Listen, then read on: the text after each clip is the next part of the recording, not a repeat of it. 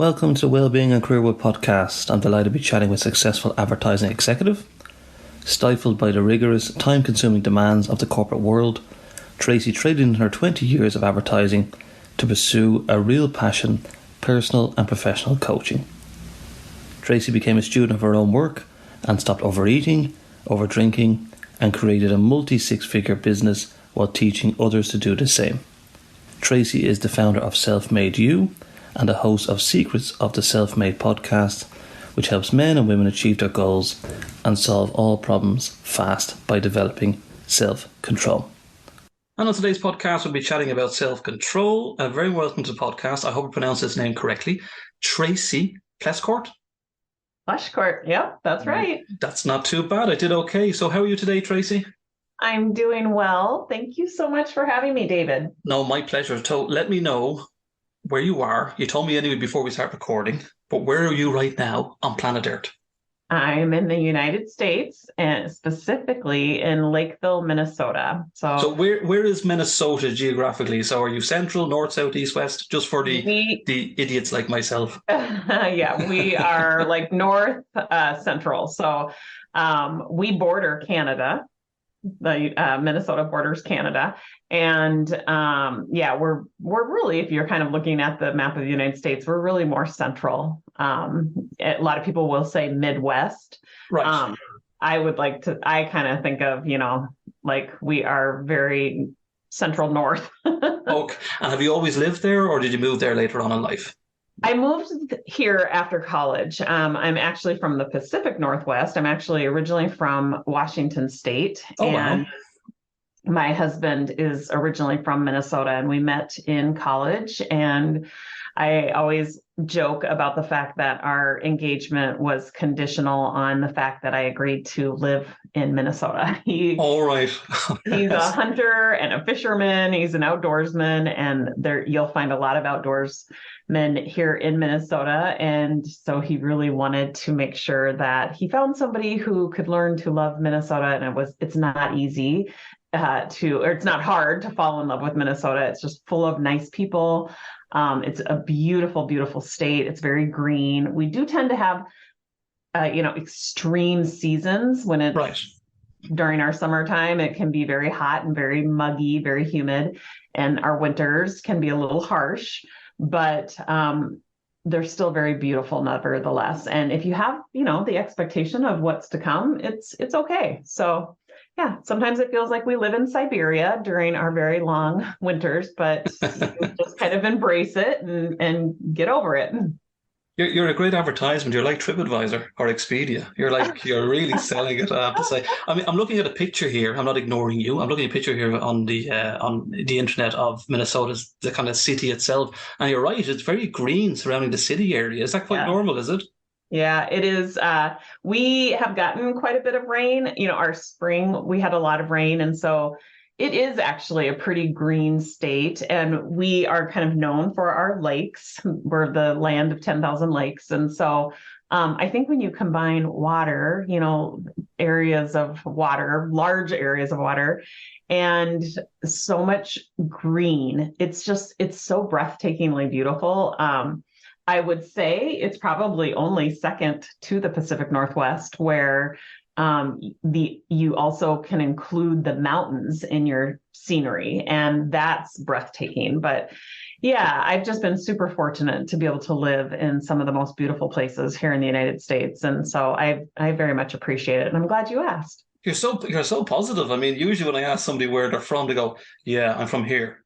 And they kind of move on to the next question very quickly. So you're like, okay, you should be working in the tourism board of Minnesota. But anyway, what's the temperature like at the moment in the Fahrenheit? Is it 70s, 80s?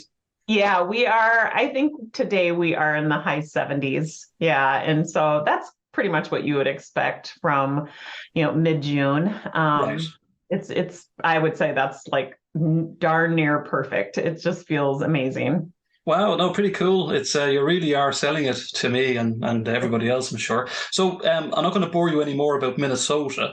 Can you let us know a little bit more about your background? I gave an introduction there, but tell the listeners a little bit more about yourself. Yeah, well, I am a mother to two. I'm a wife to one. I am a former advertising executive. After 20 years, I decided to leave the industry, although it was an amazing industry that I had the privilege of being surrounded by some of the most creative minds. But I really felt pulled to start my own business. I've always loved mentoring people. I've always loved understanding people better at the level of the mindset. And so I went into coaching and went and pursued a certification in life coaching from several different areas. And have built my business. Started in 2020, right at the height of the pandemic. It was actually a very pandemic friendly business to have because I had a captive audience. Yes. Had a lot of people who really wanted to work on themselves and had some extra time on their hands. And so that was the launch of Self-Made You. And I really haven't looked back. We have grown pretty much every single day since the day we started. And it's just a constant evolution, understanding what it is that people need and bringing that forward, really teaching them concepts that can be very life changing. And not only teaching it, but recognizing the value in coming alongside of them as they apply those concepts to make sure that they're doing it in a way that they get sustainable results. So Self-Made You is really a company that has two focuses. It's really teaching a concept that creates self-control. And then secondly, coming alongside of you and helping you apply it in the right way to the right things at the right time. And I like to think about, any sort of sustainable change. It really takes insight and application, but the insight, the understanding of the rule, the law, the concept, the philosophy is really only 20% of it. It's the application that really creates the sustainable change. So we make sure that we bring forward both parts. And I personally suffered many, many years unnecessarily with things like overeating and over drinking. I was in a high stress position and I would turn to, outside sources to kind of numb those unwanted feelings like stress and anxiety. And I would look for solutions outside of myself because, I don't know. I definitely know here in America, we have so much messaging that tells us, what life should look like and where to go if your life doesn't look that way. And I believed that messaging. So I was always looking for the quick fix and never trying to solve the problem in a sustainable way by starting at the level of my mind. And now that I have understood what was missing, I felt out of control. I really needed to create a sense of self-control, a self-reliance. And once I figured that out, and it really worked well for me in the area of overeating, and then I applied it to over drinking, and then I started applying it to relationships, and then I applied it to growing my business. I'm like, I developed a system that's very repeatable and it's working for me in an unlimited amount of ways. This should be taught. And so Self-Made You was birthed. And I like to think that we bring forward a level of education that, is left out of a lot of people's, formal educational experience. And I think our schools here in the United States tend to teach you what to think, but they don't teach you how to think. And so Self-Made You really fills that gap for a lot of people, and it teaches you how to think in a way that creates self-control. And so I've just pretty much dedicated my life to bringing that forward and sharing that with people. That's pretty interesting. I mean, can I ask then, we go back to being an advertising executive. I mean, how stressful was that position, or if it was stressful? And do you think that was the majority of the reason why you were overeating and over drinking? Um, I think that I really do think that the reason why I was overeating and over drinking was because I didn't have any other way to cope with stress. Right. When I came home and I have two children that are 14 months apart. So now that they're 22 and 23, 14 months apart is no big deal. But Yeah. when they were 1 and 2, that was a little trickier. And so it was really, I'm going to blame it on not knowing how to cope with Right. that feeling of stress. So that, I had so many, thoughts about the circumstance of being a young mom with two young kids. I also had a lot of thoughts about being a young person in a very high level position. I also had a lot of thoughts about my long commutes into downtown Minneapolis and the amount of time I was spending away from home. But it really goes back to the root cause. It's the way I was choosing to think about all of those circumstances and the feelings that were being created from those thoughts. So the stress was derived from the way I was thinking. And I didn't know that at the time. So I literally thought that I was broken. I thought all I was deducting from that stress was there was something majorly wrong with me and I didn't know how to fix it. And so I didn't want to keep feeling stressed. So I just numbed it. I numbed it through with food and I numbed it with alcohol. And so I'm not going to blame it on the job. I really am going to blame it on the fact that I just had never been taught how to cope with those feelings.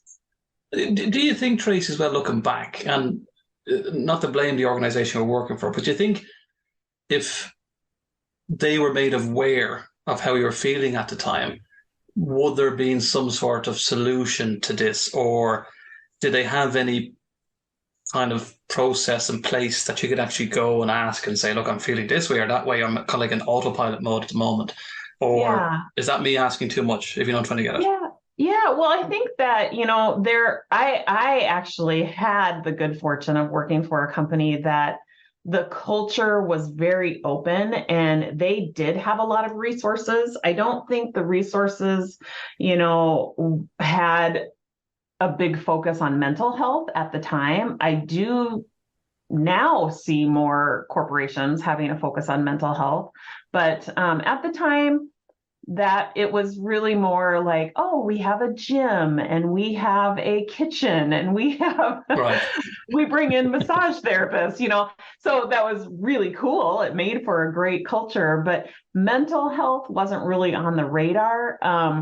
So could that have helped? Absolutely, for sure. I think without knowing that is support and there's resources out there, people are left to their own devices. And unfortunately, they often conclude that they're just broken. And sometimes they are broken beyond repair. And that's just what I like to call a primitive brain thought.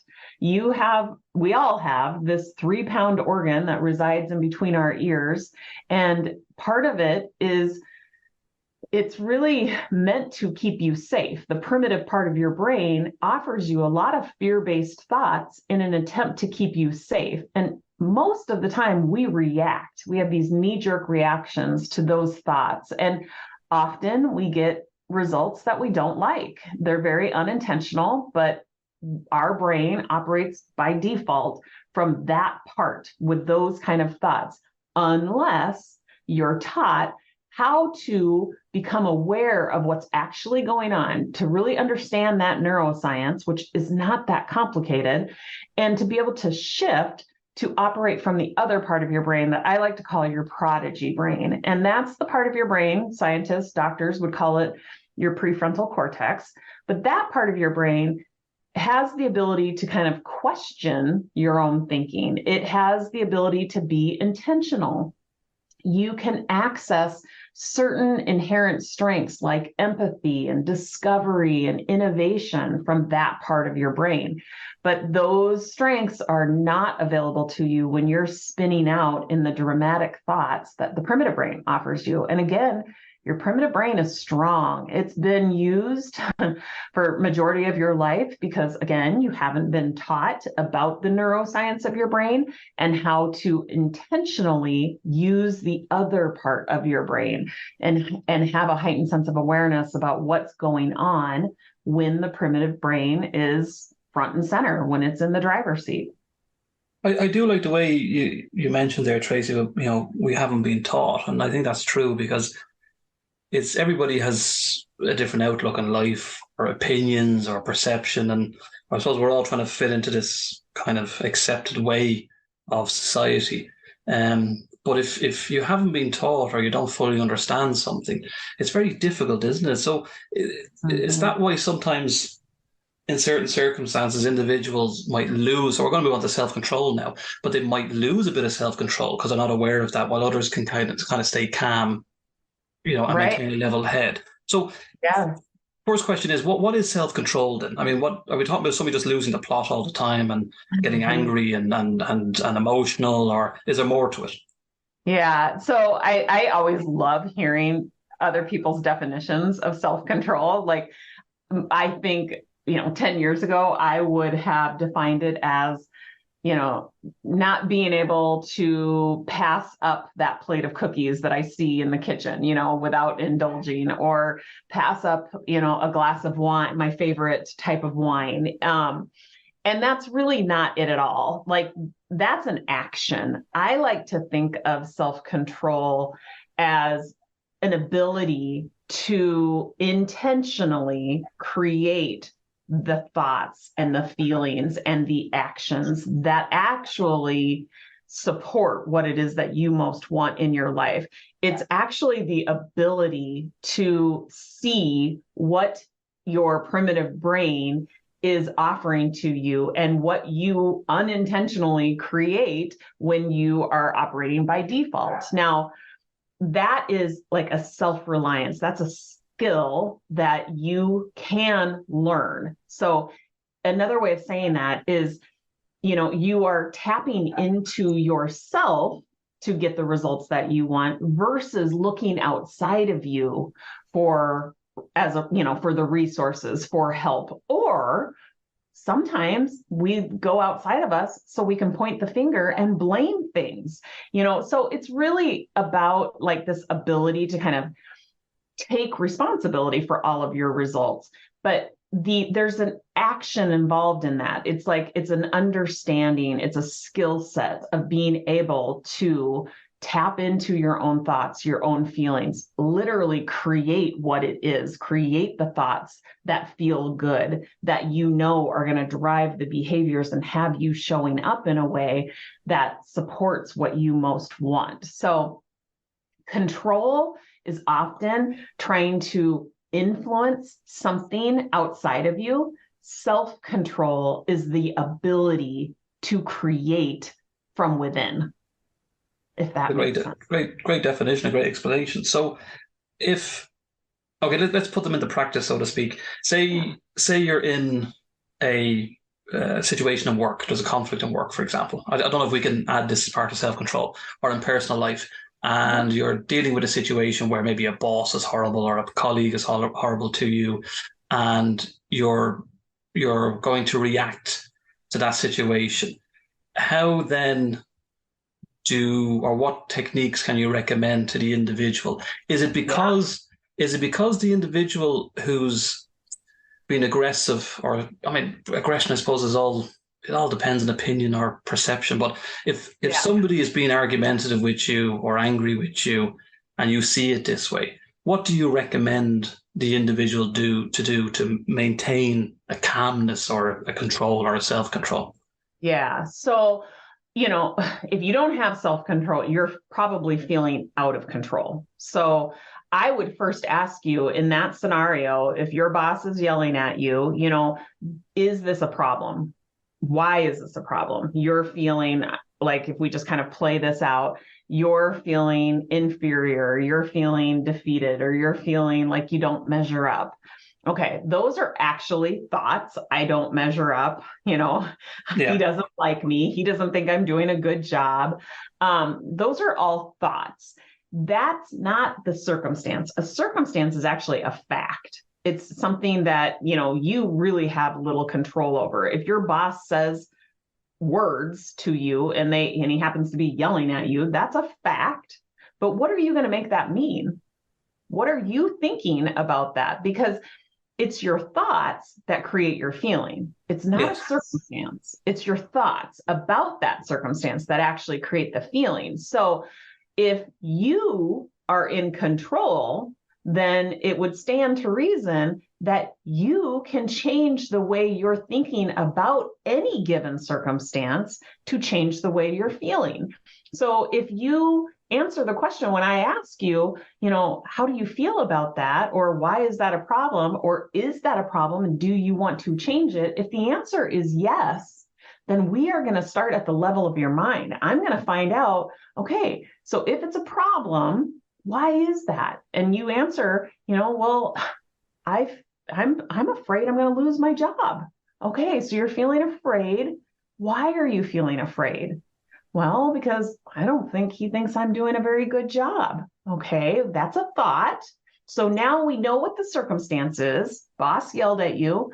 You're having a thought that I might lose my job, which is making me afraid, which then has me showing up in a way without confidence, right? I start maybe speculating. I maybe take it home with me and I start yelling at my kids. I probably shut down or hide. I don't go ask for any sort of clarification. Maybe I start getting more resentful. Maybe I start gossiping about this and how much, how unfair this boss is. And as you can see, David, how this quickly starts to spiral. And you can see how you are creating your own experience. You could also choose to have the thought, maybe he just doesn't understand me. Like, that's a thought.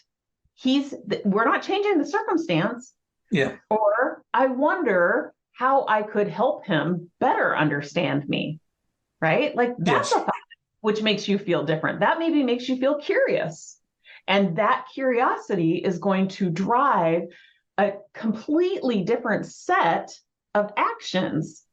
And you can see how then that's going to unfold. So it all starts at the level of your mind. It doesn't start with trying to change things that are out of your control, things that are outside of you, things that are basically factual. Like, we can't change those things. That's an uphill battle that is a sure sign of, defeat and exhaustion, because we often cannot change circumstances. But what we can change is the way we think about them. And even in those, circumstances that most people would agree are unwanted or uncomfortable, we can still choose how we're going to think about them. We can. And I know that sometimes that seems a little unbelievable, but the more you play around with this concept, the quicker you will see for yourself, oh my God, I can choose the way I'm going to think about this circumstance, and it completely changes the way I feel. And I have a choice. Most people who feel out of control, they don't realize that they have a choice. And so I simply teach them that they do. Do you think a situation like that as well, Tracy, that if you had, say, a boss or somebody, a friend, or, we all have disagreements in life, and they are speaking to you a certain way, or their actions or their body language, do you think, will it shock them into kind of pushing back a little bit? Because if you're not reacting to their ways, do they kind of stand back a little bit and kind of go, oh, okay, this person's not losing their temper, they're not losing their cool? Do they feel a bit more nervous then? Is that how they might feel? Yes, that's kind of a 2.0 question here, because I teach this as well, and it really kind of goes back to the law of attraction. And you are always getting back what you're putting out. But I do also believe strongly that when you're operating from your prodigy brain, other people kind of in your sphere of influence, they tend to meet you. They start to use their prodigy brain. And the same is true in the reverse. When you are using your primitive brain and you're being very reactive, other people tend to meet you there as well. Yes. So yeah, absolutely. I think that, call it modeling a certain type of behavior, call it law of attraction, or call it, the neuroscience of our brains. Absolutely. I see that happen every single day. And the fight or flight mentality, where as you mentioned there, you might mirror somebody's actions, or you might just go home and kind of, ponder about what happened and get a bit more resentful to your boss or to life or your family. Does that go on more now, do you think, than previously? Because do you feel that individuals are under more pressure at work to succeed, materialistic values, what we see in social media and so on? Could that have an influence on what's going on, do you think, in your own opinion? Yeah. Well, that is a function of your nervous system. And, fight or flight is a coping technique. So when your primitive brain is telling you that you're in danger, most people fall into one of three categories. It's fight or flight, it's freeze, or it's fawn. And so it's interesting. I think, different people, we're all very unique. And I think our nervous systems follow suit. They too have very unique ways of coping.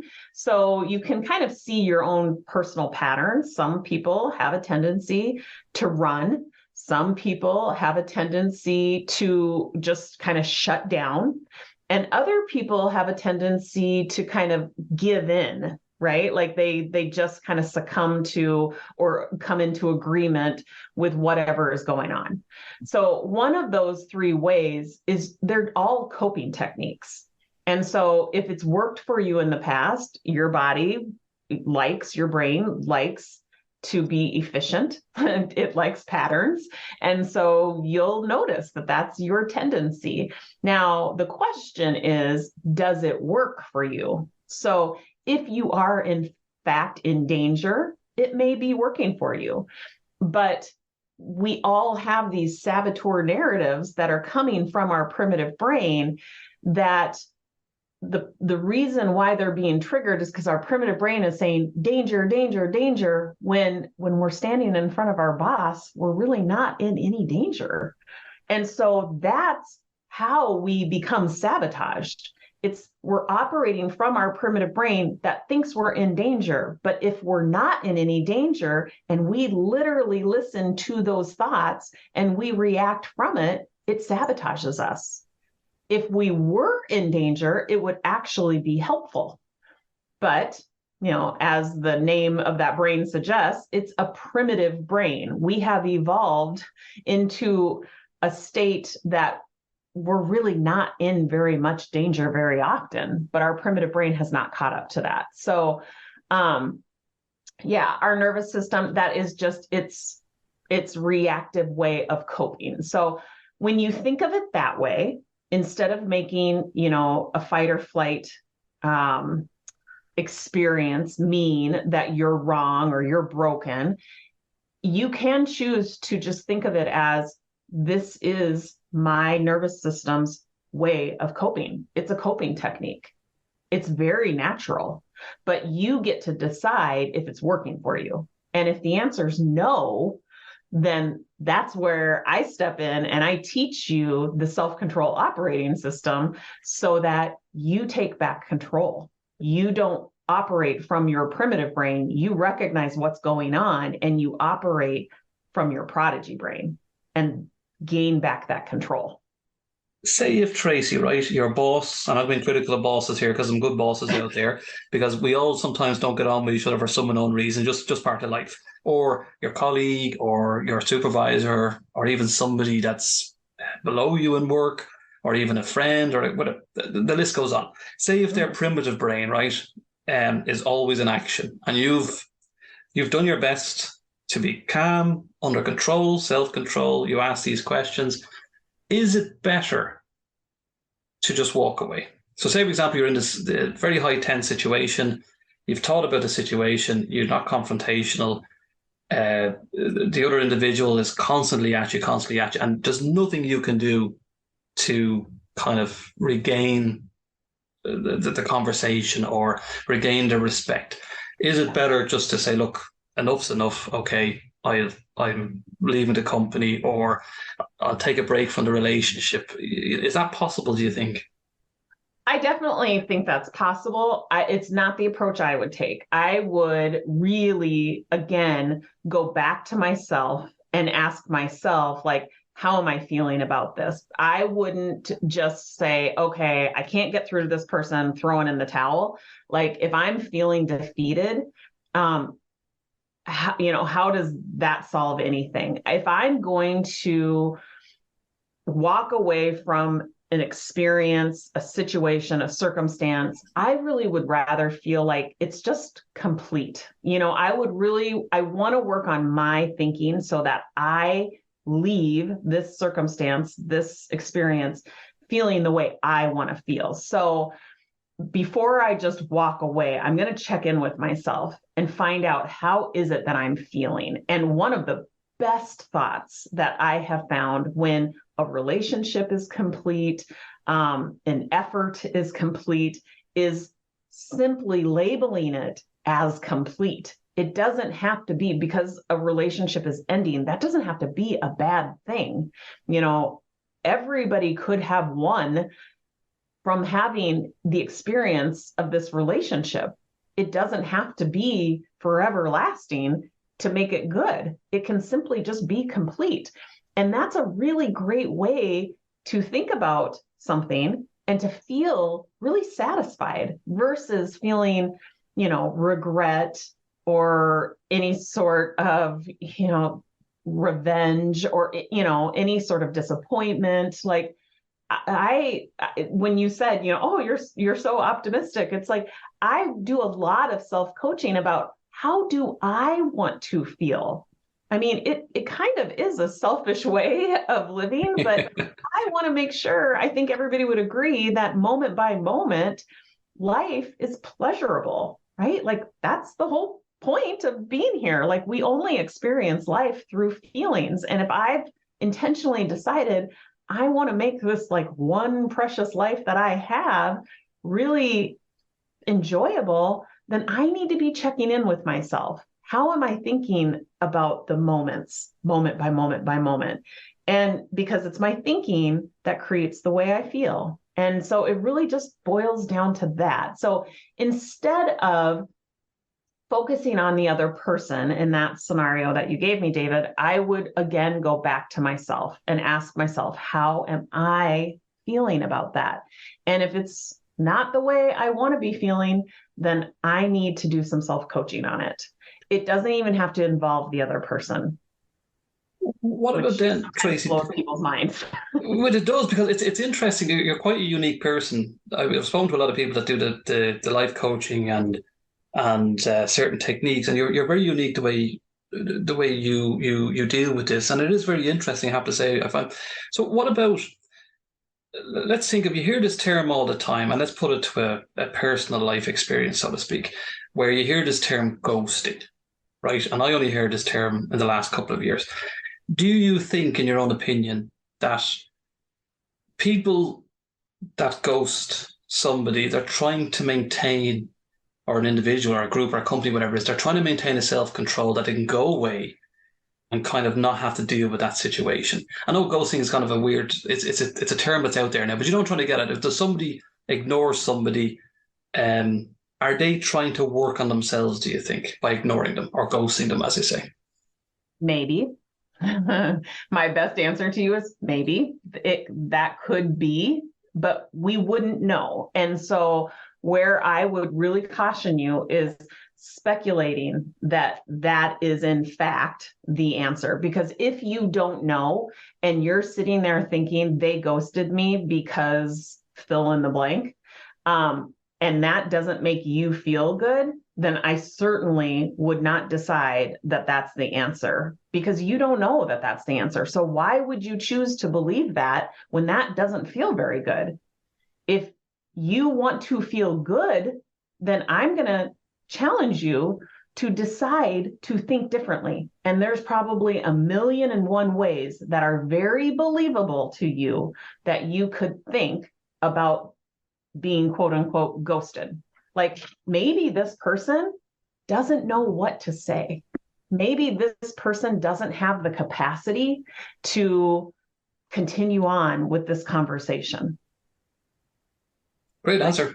No, great answer. It's just trying to. You hear these terms all the time, as we say, about self-control, control, losing control, losing calmness, conflicts, and they happen in everyday life. But Yeah. a lot of these terms that are coming up now, they kind of, I don't know if it's a fun way of kind of making something fun out of something serious, but Yeah.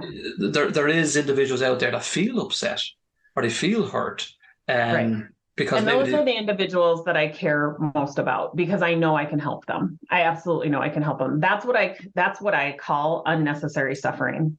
yeah, because they probably feel lost. They probably don't understand what's happened. They've had a relationship with an individual or a company or anything, and all of a sudden they put so many years or months into something and it's gone. And they're probably wondering, what have I done, or what can I do to help, or what can I do to fix this? But maybe sometimes, Tracy, you can't fix it. Yeah. But you're saying maybe you can. Yeah, like until you know, I would highly advise you not to speculate because you don't know. And really deciding on how you're going to think about something really takes some questioning. So our self-control operating system, we have a framework that we teach from, and it's SELF. I just simply tell people you have to understand yourself in order to gain a sense of control, period. It's SELF. So the S is self-coaching. So asking yourself a lot of these same questions that I've been throwing out there is a way to better understand, to get to the bottom of how do I want to be feeling? I get to choose how I want to feel moment by moment by moment, because the only thing driving my feelings are my thoughts. And I can be intentional about the way I'm thinking about any circumstance. I don't care if it's the circumstance of a dog barking or it's the loss of a child. You get to choose how you're going to think about that. And I'm also not insinuating that you shouldn't feel unwanted feelings. We should feel unwanted feelings. That's part of the contrast. All feelings are on the spectrum. The unwanted feelings make the wanted feelings available to you. So what I'm saying is you have a choice. So if you're grieving the loss of someone, you can grieve that loss as long as you want to. There is nothing wrong with feeling loss. But when you're ready to stop feeling that way, you have the control. You can decide to think, I'm done grieving. I've grieved this loss. I've now completed that part of my life. That doesn't take anything away from how much I love this person. You can continue to love this person even if they're not here anymore. The relationship that you have is even existing at the level of your mind. You are feeling love because you are having thoughts that are very loving thoughts. It doesn't even require the other person to be in your presence, which is very mind-blowing. But yeah, self-coaching, learning to ask yourself the right questions is a very powerful tool. That's why we teach it up front. It's the very first step towards gaining self-control. You can't skip it. So we teach people how to ask themselves these questions. And notice it's self-coaching. I'm not trying to make people dependent on me as their life coach. I want to teach people how to coach themselves. The E in self is eliminating the obstacles. Most of these obstacles, again, they reside at the level of your mind. It's a lot of saboteur type narratives. So we have an assessment that really shines a light, brings to light which saboteur narratives are most common in your life. I would say the judge, where we judge ourselves, we judge other people, we judge circumstances. that's probably the most universal saboteur narrative out there. But there's other ones like the people pleaser, like the victim, the hyperachiever, the controller. So knowing which one is most likely to be present, it makes it easier to see it when it's there. So that's eliminating the obstacles and then leveraging those prodigy brain strengths. The L stands for leveraging your prodigy brain strengths. And there's 5 prodigy brain strengths that you can access when you're operating from your prodigy brain. And those are empathy, discovery, innovation, navigation, and activation. And when you learn to leverage those strengths and forge intentional results. So the F is forge intentional results. Utilize best practices. This is where the A's, the actions, the checklists, the best practices that when you want to solve a problem or you want to achieve a particular goal, there's best practices involved. You make sure you're operating first with self-control, and then you take that checklist and you go, okay, and here is what I'm going to activate with. I'm going to activate these best practices. You get the grand slam every single time when you do it in that order. When you start with just a checklist, like a lot of programs will have you do, they'll hand you a checklist and say, okay, now get on your way and just make sure you check every single box. That is, there's nothing that really sets the mind in a place where, you're seeing what sabotaged you in the first place, why you haven't gotten the result that you want. There's nothing that sets you up to be driven, to be motivated by a feeling that actually feels good, that's actually going to create sustainable results. And the reason why so many programs do that is because they know it's not going to be sustainable and they know you'll come back. You'll either come back for a refund or you're going to come back saying, yeah, this didn't work for me. I told you I was broken. Let's try it again. Here's my money. Right. And how long, Tracy, does this program take? Are you talking continuous development? Is it like short term? Well, we have 10-week programs that are very specific to the bulk of the problems that are out there or the bulk of the goals that people want to achieve. So we've got Self-Made Mind and Body, which is a weight loss program, but we take weight loss, we look at it through the lens of metabolic health because I prefer to look at longevity. So the best practice in Self-Made Mind and Body is really understanding your blood glucose levels, understanding your insulin levels. So it's pretty scientific. That's a real metabolic and a mental approach to weight loss. So that's our Self-Made Mind and Body program, and that's 10 weeks. We have Self-Made Mind in Relationships, which is 10 weeks, Self-Made Mind in Leadership, Self-Made Mind in Money, Self-Made Mind and Habits. We have a lot of people who want to stop over drinking or overspending. They'll take our Self-Made Mind and Habits program. So they're all 10 weeks, but what it is, how they differ from one another is we take the self-control operating system and we very specifically apply it to that problem or that goal.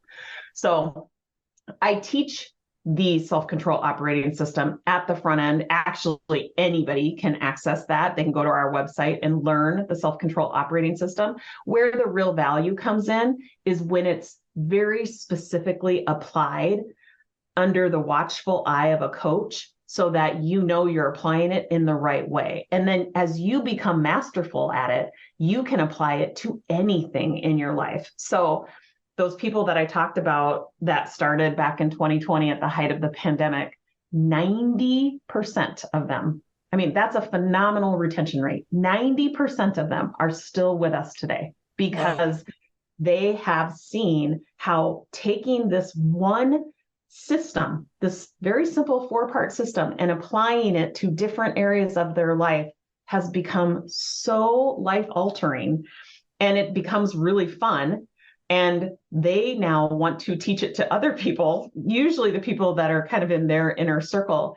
And it just becomes this endless process of, applications. And you can keep leveling up. You can keep going after the things that you once maybe thought impossible by utilizing this system. So yeah, it is a daily practice. I think you can become masterful at it quite quickly because it's applicable in so many different applications. I think people stay with us because of the community. I think they stay with us because it's affordable. I think that, we offer a lot of coaching too. And I myself, I'm a coach. I live, eat, breathe, sleep this. And I still have to self-coach, and I still get my own coaching from master coaches, because to have that check-in, to have that objective, mind on my circumstance, to be able to show me how I'm thinking about this and how I'm creating my own result. I have blind spots too. So that's the value. That's why I think people stay. I don't think it's necessary. It's not like a lifelong contract. It's a 10-week program, but a lot of people do join our membership just because it's affordable, and it really kind of creates a maintenance type program for them. And when you said 10 weeks, is it every day? Is it like 7 days a week, 5 days a week, or how does it work? So we have our 10-week program is the lessons are delivered via the app. We get a lesson every single week. So once a week, a lesson comes, and then every single day via the app, there is supporting videos and supporting worksheets. So you're really keeping your finger on the pulse of that particular lesson. So it really holds you accountable every single day of the 10 weeks, but there's one lesson a week. And then there's also one group coaching call a week that's live, but all of that is recorded as well. So we do get people from different time zones that can't make those live calls, but they can watch the recording via their app, at their convenience. And is it generally individuals, or do you do organizations as well? So is it global? Both. We have, so we do sell business to business, B2B. And most of what we do is because we have way more offers that are, geared towards an individual. So, but we do have Self-Made Mind and Performance is for teams. And so I do get a lot of managers looking at Self-Made Mind and Performance for their team, and they actually go through the program at the same time. They can get individual one-on-one coaching, but they do get group coaching. So they, as a team, they learn to speak the same language, and they learn how to apply this system together. And it's really, really helpful. So I do have quite a few teams that I work with as well, but most of our programming, if you're just kind of looking at it on paper, is heavily weighted towards the consumer, the individual. Right. But I'm very nosy with your website as well, selfmadeyou.com. And you have some great tools on the website. You have a blog. You have the information that you can work with yourselves. You have the different programs. And Tracy, you also have a store. And I was having a little nosy earlier on. You have cups and T-shirts and water bottles, and you have a lot of stuff there. You have so well done. You even have, which I thought was quite nice actually. You have a mobile phone accessory, which is very, very nice. So fair play to you as well. It's a great idea you have, and I think you're very unique in what you do, and you're very optimistic, you're very passionate, and you can hear that the way you're talking. It is, you mentioned earlier on, and one thing I find interesting, you hear this statement a lot, or this, what is a people pleaser, Tracy? A people pleaser. Well, I think we can all relate. I think the people pleaser really fears that expressing their true opinions will jeopardize the acceptance or the affection that they want. They often think that they can rescue or solve other people's problems. They do that because then they think that people will need them and appreciate them. It's just somebody who really indirectly tries to gain acceptance and affection by helping and pleasing and rescuing. Sometimes it looks like flattering other people, and they tend to lose sight of their own needs. And ultimately, it results in them becoming resentful. And I really think that people pleasing is a form of manipulation because it's not who you are. Right. You're not acting as your authentic self. And, that's not fair to you.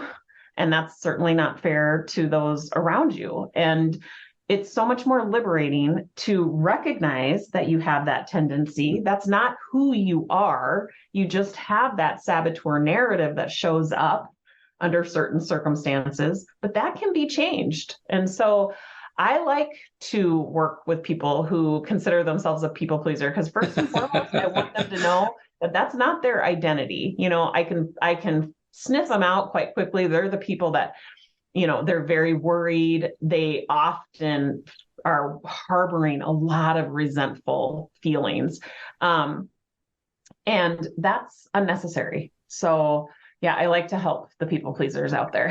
And the people who think that they're people pleasers. Any people pleasers out there, get in touch with Tracy. So what about, how then do others see people pleasers? In your own opinion or your own experience, do they see them as quite desperate, lonely individuals? I think some people will use it to their advantage. Right. I think some people will take advantage of that. I think other people will see them as,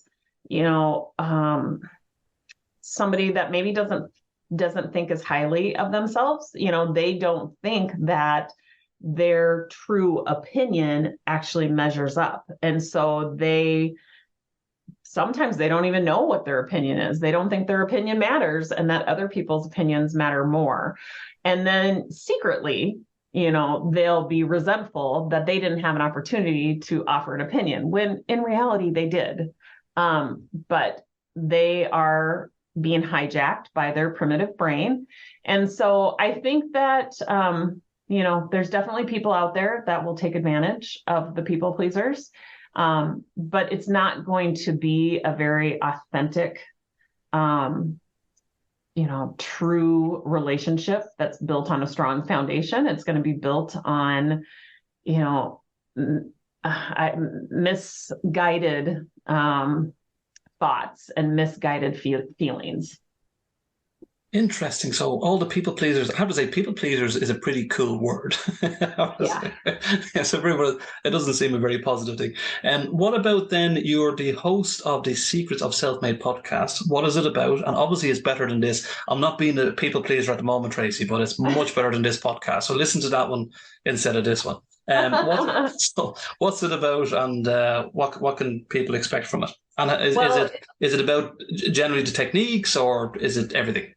Yeah, well, it actually started off several years ago, just really spotlighting a lot of my clients, the successes that they had utilizing our systems. And then it started to expand. We had people asking if they could be on the Secrets of the Self-Made. And originally I thought, I'm just going to hold it to my clients. And then I started to think more about that and think about the value of having other people on and becoming sources of inspiration. And as long as I can get out of them, what is their secret that really made them somebody who's responsible, somebody who takes credit for their results, whether they were unintentional, unwanted results, or intentional and wanted results. I want to really shine a light on those people, and especially the people who have a passion for modeling what it is that they do for other people, who really set out with intention to inspire other people to take that same sort of responsibility instead of, pointing the finger and casting blame. And I think our culture tends to be very polarized right now. And I really want to help people understand the value of taking responsibility for all of your experiences, all of your results, It's just a much more liberating, satisfying way to live. And so those are the kind of people that I want to highlight on my podcast. I mean, this is just an open question here, Tracy, but when you're going through your life and your experiences that you've had so far, and meeting different clients and so on, do you become cynical, or do you become tougher, or do you look at life differently in any way from, oh my gosh, say, 10 years ago?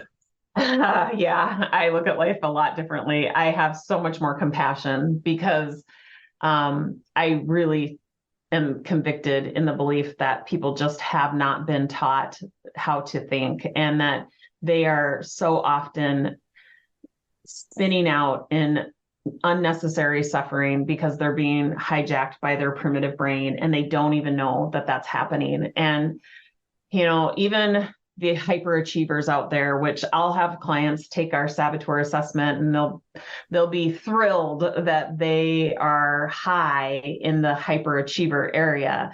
And I have a lot of compassion for that person because they attach their self-worth to their accomplishments.